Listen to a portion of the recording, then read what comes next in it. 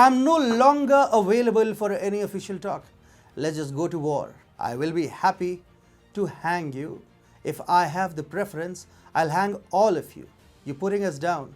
You're exerting pressure in every country with the death penalty. Son of a whore, I will curse you in that forum. I wanted to call him Pope. Son of a whore, go home. Do not visit us again. These are the comments made by the Philippine President Rodrigo Duterte for the Communist Party of the Philippines, the EU, Barack Obama and the Pope. He once even claimed to eat the livers of Islamic terrorists with salt and vinegar, Dr. Hannibal Lecter style.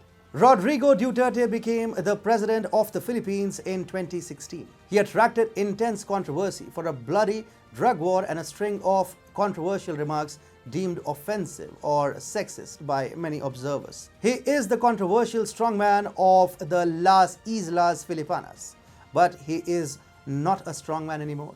He has been cut to size. Hi and welcome. You're watching TFI Global, the foreign affairs and geopolitical analysis arm of the TFI Media Group. I'm your host Atul Mishra, and in this video, I will tell you how President Rodrigo Duterte has been cut to size in the Philippines and how it's the Philippine military that is now sending shivers down the spine of bellicose officials of the CCP. Let's begin.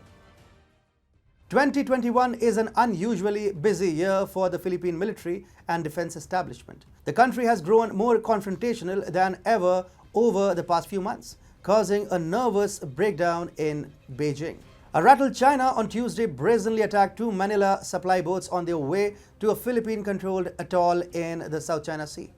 Three Chinese Coast Guard vessels blocked their way and used water cannons to deter them from supplying food items to military personnel stationed on the China-claimed islands. The response from the Philippine defense establishment was ferocious, which wasted no time in lambasting the Chinese Coast Guard before he went on to remind China how public vessels are covered by the Philippines' United States Mutual Defense Treaty, and that a mere miscalculation on China's part could spark a bigger military standoff in the region with the involvement of the US and other like-minded countries. Leading the charge against China was Foreign Secretary of the Philippines, Teodoro Locsin, who said that he had conveyed in the strongest terms to the Chinese ambassador to Manila their outrage, condemnation and protest of the incident. Frankly speaking, with President Rodrigo Duterte at the helm of affairs in the Philippines, China never saw the country as a threat to its expansionist ambitions in the region.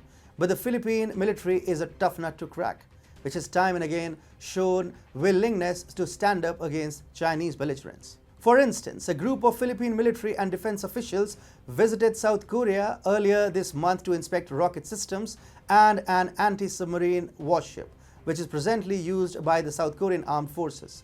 The Philippines is expected to receive military equipment and ammunition from Seoul in the next few months, in addition to military vessels and rocket systems. These military equipment will help the Philippines deter any Chinese aggression in the future. Interestingly, a total of 153 out of the 211 notes verbalis or diplomatic notes filed over Chinese actions in the South China Sea were filed in 2021 alone. This shows that the country's Foreign Affairs Department has been giving China a tough time whenever the Chinese Coast Guard gather their courage to storm into the Philippine waters. But who is behind the Philippines' rampant military and diplomatic offense against China? It's certainly not the president. Rodrigo Duterte was a vociferous China hawk until he got elected as president, after which he reduced himself to a Chinese stooge. He strategically alienated and antagonized the United States and pulled out of bilateral agreements with the Philippines' most important partner. He had even sent a letter to the US last year expressing his willingness to terminate the Philippines-US Visiting Forces Agreement, or the VFA.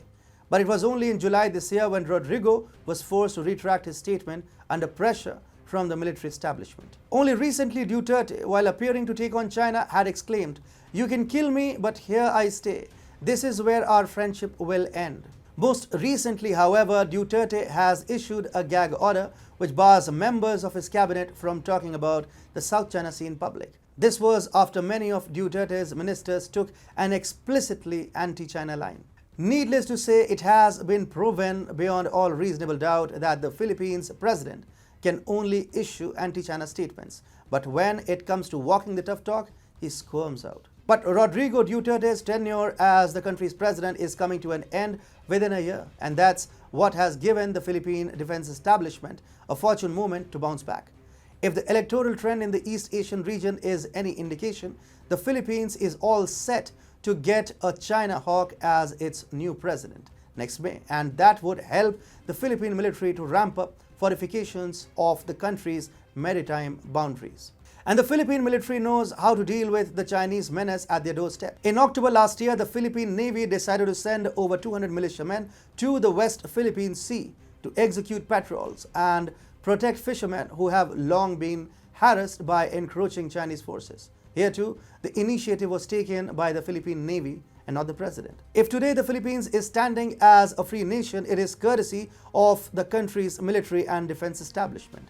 Had they toed Duterte's line and gone pro-China in their approach while abandoning the United States, the Philippines would have become a vassal state of the paper dragon by now. 2021 is a politically hot year for the Philippines, and the Philippine military has grown extremely confrontational to make its countrymen realize the burgeoning security threat that the country faces from Beijing. The military knows that the country direly needs a president with a spine to stand up against Chinese aggression, and to make that happen in the country's upcoming polls, the Philippine military has taken it upon itself to steer the country in the right direction.